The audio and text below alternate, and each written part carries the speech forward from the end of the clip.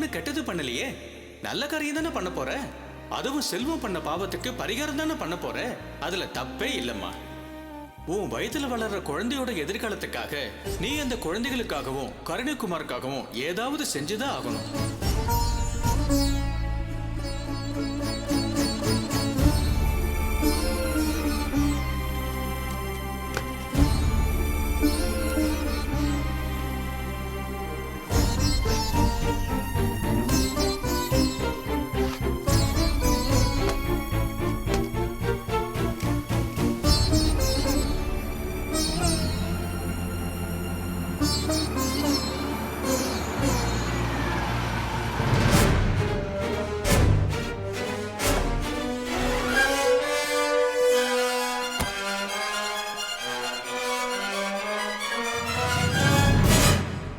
மறுபடியும் எங்க போற? அது வந்து கோயிலுக்கு போறேங்க. கோயிலுக்கா? பூஜை கூட எடுக்காம ஹேண்ட்பேக்கோட கிளம்பிருக்க? அது கோயிலுக்கு போயிட்டு அப்படியே கடைக்கு போலான்னு. ஓ சரி, பீரோல 1 லட்சம் ரூபாய் பணத்தை வச்சிருக்கேன், அதை எடு. 1 லட்சம் ரூபாய் பணமா? ஆமா, ஆபீஸ்ல ஏதோ பணம் கம்மியா இருக்குன்னு மேனேஜர் சொன்னாரு. அதான் அந்த பணத்தை எடுத்து வை, நான் இதை வரேன். இப்ப என்ன பண்றது? அந்த 1 லட்சம் ரூபாய் தான் நம்ம எடுத்துட்டு போறோம். அவர்கிட்ட உண்மையை சொல்லிட்டு எடுத்துட்டு போலாமா? வேண்டாம், கருணைக்குமார் சம்பந்தப்பட்ட விஷயங்கிறதுனால வேணான்னு சொல்லிட்டாருனா.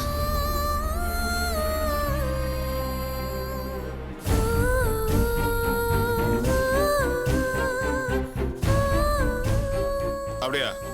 அப்ப ஒன்றும் பிரச்சனை இல்லைல்ல? சரி ஓகே, வச்சிருங்க. அந்த 1 லட்சம் ரூபாய் அந்த பணம் தேவையில்லையா? ஆஃபீஸில் அவங்களே சமாளிச்சிட்டாங்களா? எடுத்த இடத்துல வச்சிரு. பேபி வரேம்மா. நான் வெளியே கிளம்புறேன், வீட்டை பார்த்துக்கோ. சரிங்கம்மா.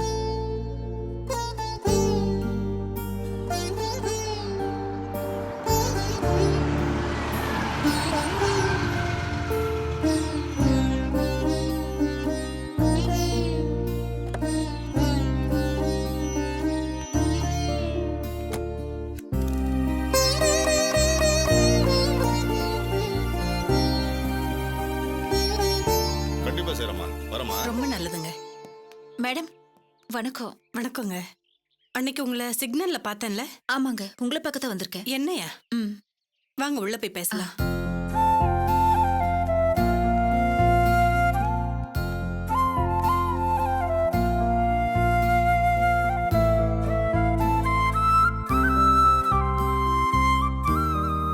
வாங்க மேடம்.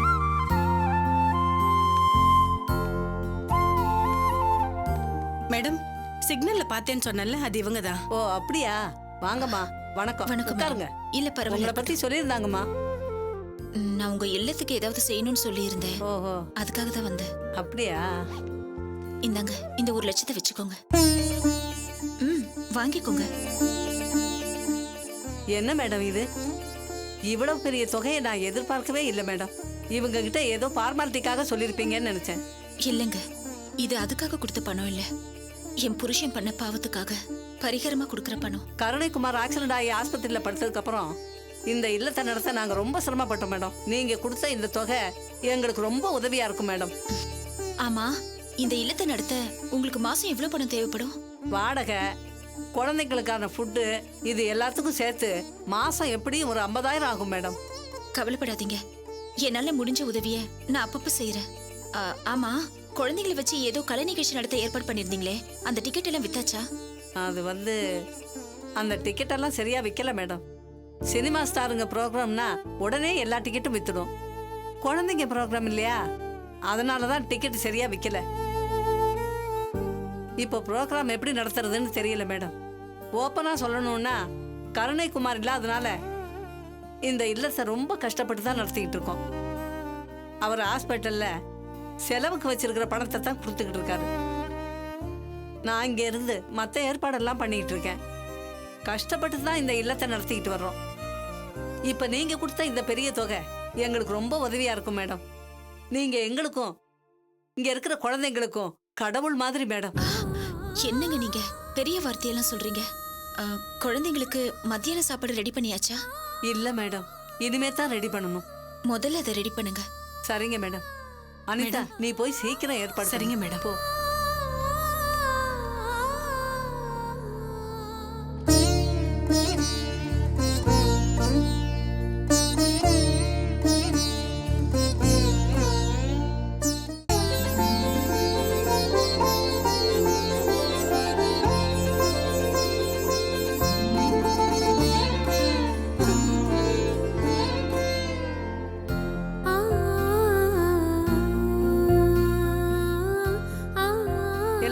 மேடத்துக்கு நன்றி சொல்லுங்க. எல்லாரும் கடவுளை வணங்குங்க, சாமி கும்பிடுங்க.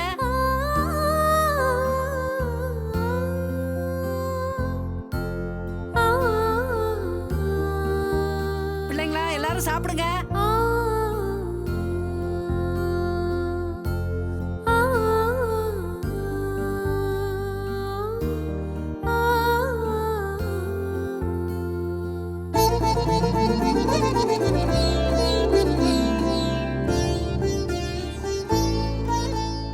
மேடம், இனிமே உங்க இல்லத்துக்கு தேவையான உதவிகளை என்னால முடிஞ்ச அளவுக்கு நான் செய்யறேன். ஆனா நான் தான் இதை செய்யறேன்னு கருணகுமார் கிட்ட சொல்ல வேண்டாம். சின்ன உதவியை செஞ்சுட்டு விளம்பரம் தேடுற இந்த காலத்துல நீங்க இவ்வளவு பெரிய உதவியை செஞ்சுட்டு சொல்ல வேண்டாம்னு சொல்றீங்களேம்மா, உங்களுக்கு எவ்வளவு பெரிய மனசுமா.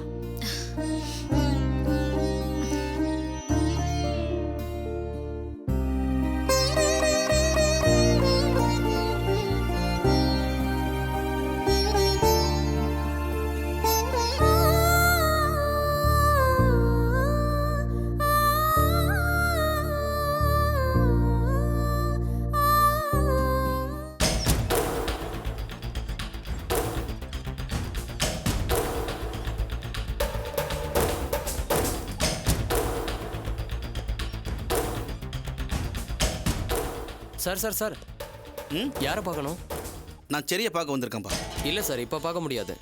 பார்த்துட்டு உடனே கிளம்பிடுவோம்ப்பா. இல்லை சார், விசிட்டர்ஸ் டைம் முடிஞ்சிருச்சு, அதனால பார்க்க முடியாது. அதான் உடனே கிளம்பிடுவேன்னு சொல்கிறேன்ல. சரிங்க சார், சைன் பண்ணுங்க.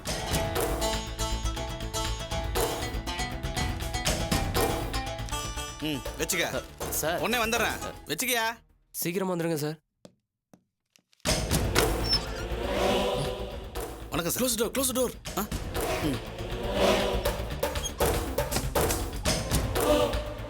கை கொடுங்க, கை கொடுங்க.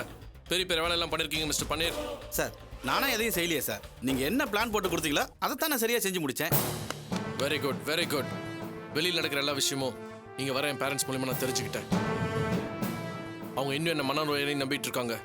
என்னை படுத்துற பாடுக்காக காவியா இப்போ நல்லா அனுபவிக்கிறா. அவளை ஜெயிலில் தூக்கி வச்சுட்டாங்க. அவளுக்கும் அந்த ராஸ்கல் சேகருக்கும் தொடர்பு இருக்குன்னு போலீஸ் சொல்கிறாங்கன்னு அழுது புலம்பிட்டு இருக்காங்க. இவ்வளோ சீக்கிரம் காவியை நடத்த கட்டவுன்னு எல்லாரும் நம்புவாங்கன்னு எதிர்பார்க்கவே இல்லை. எல்லாருமே நம்பிட்டாங்க. சார் உண்மையாக சொல்லணும்னா சேகரையும் அவன் பொண்டாட்டியும் கடத்த சொன்ன வரைக்கும் ஓகே. ஆனால் சேகருக்கும் உங்கள் பொண்டாட்டிக்கும் ஒரு தப்பான உறவு இருக்கிறதா அபாண்டமாக பழி சுமத்து சொன்னீங்களே, அப்போ தான் சார் நான் கொஞ்சம் யோசித்தேன். ஆனால் இந்த வழி தான் சரியாக ஒர்க் அவுட் ஆகும்னு நீங்கள் சொன்னீங்கல்ல. நீங்கள் சொன்ன மாதிரியே இதுதான் சார் பெரிய அளவில் ஒர்க் அவுட் ஆயிருக்கு. என்னைக்குமே என்னோட கால்குலேஷன் தப்பாக போனதே இல்லை. சரி, அதை விடுங்க. What's going to happen next? நீங்கள் நினச்சது தான் சார் நடக்கும். நாளைக்கு மறுநாள் கோர்ட்டு. சேகரை நான் கோர்ட்டில் ப்ரொடியூஸ் பண்ணிவிடுவேன். Be very careful. Don't worry sir. Sekar என் கஸ்டடியில் இருக்கிறது யாருக்குமே தெரியாது. நான் சீக்கிரட்டாக தான் அவனை கோர்ட்டில் ப்ரொடியூஸ் பண்ணுவேன். Very good. பட் அந்த சேகர் ஜட்ஜ்மெண்ட் எல்லாத்தையும் மாற்றி சொல்லிட்டானா? சொல்ல மாட்டான் சார். சொல்ல முடியாத அளவுக்கு நம்மக்கிட்ட லாக் இருக்கு. Correct, correct. நம்ம பிளான் எங்கேயுமே மிஸ் ஆகக்கூடாது. ஆனால் அந்த சேகர் கோர்ட்டில் எல்லாத்தையும் கரெக்டாக சொல்லிடுவானா? கண்டிப்பாக சொல்லுவான் சார். அதை பற்றி கவலையப்படாதீங்க. நாம் சொன்ன மாதிரியே சேகர் கோர்ட்டில் எல்லாத்தையும் சரியாக சொல்லிட்டானா எல்லா பிரச்சனையிலேருந்து நான் வெளியே வந்துடுவேன். என்னை மென்டல் ஹாஸ்பிட்டல் அட்மிட் பண்ண காவியா ஜெயிலுக்கு போய் களி தின்ன போகிறான். அவளுக்கு ஹெல்ப் பண்ண அந்த ராஸ்கல் சேகர் அவனும் ஜெயிலுக்கு போக போகிறான். அதுக்கப்புறம் நான் நிரபராதியாக வெளியே வர போகிறேன். இன்னும் நிறைய பணம் சம்பாதிக்க போகிறேன். இதான் என்னோட ஆசை, லட்சியம் எல்லாமே. கவலையப்படாதீங்க சார். உங்கள் பிளான் கண்டிப்பாக ஒர்க் அவுட் ஆகும். அதுக்கு நான் உறுதுணையாக இருப்பேன். தேங்க்யூ பன்னீர், தேங்க்யூ வெரி மச். சார் நீங்கள் வெளியே வந்ததுக்கப்புறம் இந்த பன்னீரை கொஞ்சம் டோன்ட் வரி பன்னீர், வெளியே வந்தது வெயிட்டாக கவனிக்கிறேன். Thank you sir. Thank you very much. Yes, நான் வரேன் சார். see you.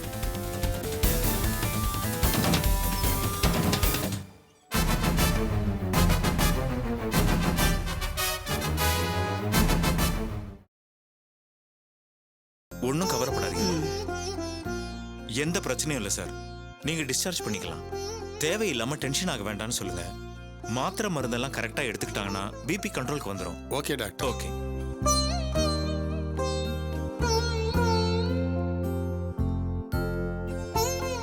ஏங்க, கருணகுமார் தம்பி ஆக்சிடென்ட் ஆகி இங்கதான் சேர்த்திருக்காங்களாம்.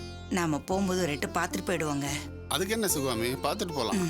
சரிங்க, தள்ளுடா.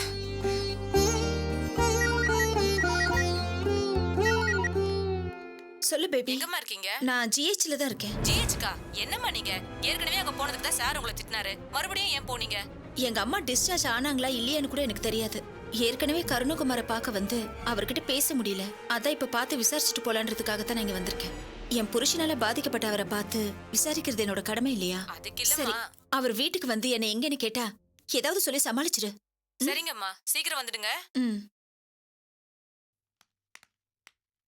அம்மா. என்ன, எங்க வந்த? எதுக்கு வந்த இப்போ? இல்லம்மா, உங்க புள்ள எப்படி இருக்காருன்னு தெரிஞ்சுட்டு போலான்னு தான். உனக்கு ஒண்ணும் தெரிய வேண்டிய அவசியம் இல்ல. நீ முதல்ல இங்க இருந்து வெளியில போ. உனக்கு ஒரு தடவை சொன்னா புரியாதா? என்னங்க, அந்த தம்பி பார்க்க அர்ச்சனா வந்திருக்கா. நான் போய் ஒரு எட்டு பார்த்துட்டு பேசிட்டு வந்துடுறேங்க. வேண்டாம் சிவகாமி, இப்ப நீ போய் பார்த்தேன்னா அர்ச்சனாவுக்கு ரொம்ப தர்ம சங்கடம் ஆயிடும். அது மட்டும் இல்ல, அந்த கருணகுமாரோட அம்மா அவளை திட்டிக்கிட்டு இருக்காங்க. இந்த நேரத்துல நீ போவாண்டா, கொஞ்சம் பொறுமையாரு. என்னதான் நடக்குதுன்னு பாப்போமே. என்னம்மா, யார் அது? ஏன் இப்படி சத்தம் போட்டு பேசிட்டு இருக்க? ஏற்கனவே உங்கள்கிட்ட சொல்லியிருந்தேனேப்பா, நீ ஆப்ரேஷன் ஆகி மயக்கத்தில் இருந்தபோது இவங்க உன்னை பார்க்க வந்திருந்தாங்க. ஓ, புது பணக்காரன் செல்வத்தோட ஒய்ஃபா நீங்க? நடந்த எதையும் நீங்க தப்பா எடுத்துக்காதீங்க. நான் மயக்கம் போட்டு விழுந்து ஹாஸ்பிட்டல் அட்மிட் ஆயிருந்தேன். என்னை பார்க்க வர அவசரத்துல பதட்டத்துல வண்டியை ஓட்டிட்டு வந்து இந்த மாதிரி விபத்து ஆயிடுச்சு. அவருக்காக நான் உங்ககிட்ட மன்னிப்பு கேட்டுக்கிறேன். அதுக்கு பிராயச்சித்தமா உங்களுக்கு ஏதாவது செய்யலான்னு தான் வந்தேன். ஆனா உங்க அப்பா அம்மா உங்ககிட்ட என்ன பேச விடாம என்ன திட்டி அமிச்சிட்டாங்க. அது மட்டும் இல்லாம அந்த நேரத்துல நீங்க மயக்கமா வேற இருந்தீங்க. அதனால தான் மறுபடியும் உங்களை பார்த்துட்டு போலான்னு வந்தேன். போதும் போதும், உங்க கருணையும் என் மேல காட்டுற அக்கறையும் போதும். எங்க அப்பா அம்மா என்ன சொன்னாங்களோ அதே தான் நானும் சொல்றேன். எதுக்காக என்ன பார்க்க வந்திருக்கீங்க? உங்க புருஷன் தப்ப பண்ணிட்டு அந்த தப்ப மறைக்க என்கிட்ட பேரம் பேசுவாரு. அந்த தப்புக்காக மறுபடியும் போலீஸ்ல கம்ப்ளைண்ட் கொடுத்தோம். எந்த தப்பும் செய்யாத ஒரு அப்பாவிய குற்றவாளி ஆக்கிட்டு அவர் தப்பிச்சிட்டார்ல. பணம் இருந்தா எதை வேணா வாங்கலாம்னு நினைச்சிட்டு இருக்கீங்களா? நான் உங்க தங்கச்சி பிரியாவை பொண்ணு கேட்டு போகும்போது உங்க அப்பாவும் அம்மாவும் ஏன் பிரியா கூட உங்க புருஷனை பத்தி ரொம்ப உயர்வா பேசினாங்க. ஆனா அந்த தகுதி எதுவுமே உங்க புருஷன் கிட்ட கிடையாது. அப்படியாப்பட்டவரோட ஒய்ஃப் நீங்க. உங்களுக்கு மட்டும் நல்ல குணமா இருக்க போகுது. தயவு செஞ்சு தப்பா நினைச்சுக்காதீங்க. அவர் இயல்பா அப்படிப்பட்ட குணம் இருக்கிறவரே இல்ல. சூழ்நிலையோ இல்ல அவர் கூட இருந்தவங்களோ அவர் அப்படி பேச வச்சிருக்கலாம். அவருக்காக நான் உங்ககிட்ட மன்னிப்பு கேட்டுக்கிறேன். உங்க மன்னிப்பு எதுவுமே எனக்கு தேவையில்லை. அன்னைக்கே நான் ஆக்சிடென்ட்ல செத்து போயிருந்தா யார்கிட்ட போய் மன்னிப்பு கேட்டிருப்பீங்க? நான் ஓடி ஆடி நிதி திரட்டி கருணை இல்லத்தோட 30 குழந்தைங்களுக்கு 3 வேளை சாப்பாடு போட்டுக்கிட்டு இருந்த என்ன இப்படி முடக்கி போட்டீங்களே.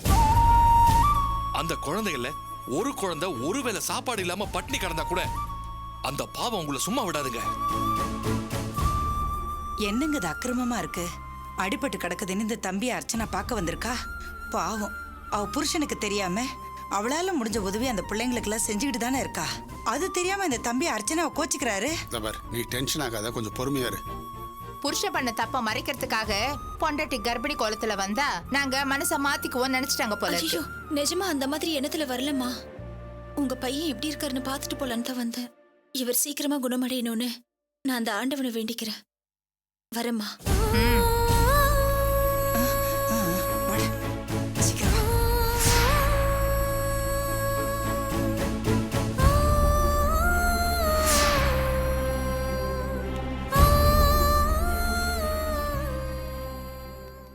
செல்வம் மாதிரி ஆளுங்களை சும்மா விடக்கூடாது. முதல்ல என் காயம் ஆறட்டும். சரி விடுப்பா. வாங்கம்மா. அமைதியா வாங்க வாங்க. தம்பி, உடம்பு எப்படி இருக்கு? பரவாயில்லையா? பரவாயில்லைங்க. ஒரு கால் போனாலும் இன்னும் என் நம்பிக்கை என்ன விட்டு போகல. நீங்க பக்கத்துல தான் அட்மிட் ஆயிருக்கீங்கன்னு கேள்விப்பட்டேன். உங்களை பார்க்க வர முடியல, தப்பா நினைச்சுக்காதீங்க. பரவாயில்லைங்க, தம்பி அடிபட்டு இங்கதான் சேர்ந்திருக்குன்னு தெரியும். இவர் இன்னைக்குதான் ஊர்ல இருந்து வந்தாரு. அப்படியா? உங்க உடம்பு எப்படி இருக்கு இப்ப? பரவாயில்லையா? சரியாயிடுச்சு. டாக்டர் வீட்டுக்கு போக சொல்லிட்டாரு. அதான் தம்பி ஒரு எட்டு பார்த்துட்டு போலான்னு வந்தோம். கல்யாணமாக வேண்டிய வயசுல ஒரு காலை பறி கொடுத்துட்டானே. இனி அவனோட எதிர்காலத்தை நினைச்சாதான் எனக்கு கவலையா இருக்கு. அட என்னப்பா நீங்க, 2 காலு 2 கை 2 கண் இல்லாதவங்கள பார்த்து எனக்கு ஒரு காலாவது இருக்கேன்னு நீங்க ஆறுதல் பட்டுக்கோங்க. என்னோட கவலை எல்லாம் இல்லத்துல இருக்கிற குழந்தைங்களை பத்தி தான். எல்லாத்துக்கும் காரணம் உங்க மூத்த மாப்பிள்ள தான். இதுல உங்க பொண்ணு வேற அவருக்கு வக்காலத்து. தம்பி, சொன்னா நீங்க தப்பா எடுத்துக்க கூடாது. என் மக அர்ச்சனா இங்க வந்ததும் நீங்க அவகிட்ட கோவமா பேசினதையும் இது எல்லாத்தையும் நாங்க பாத்துக்கிட்டு தான் இருந்தோம். உண்மையை சொல்லணும்னா சிவகாமி, கொஞ்சம் பேசாம இரு. என்ன சொல்ல போறீங்க? உங்க பொண்ணுக்கும் மாப்பிள்ளைக்கும் வக்காலத்து வாங்க போறீங்களா?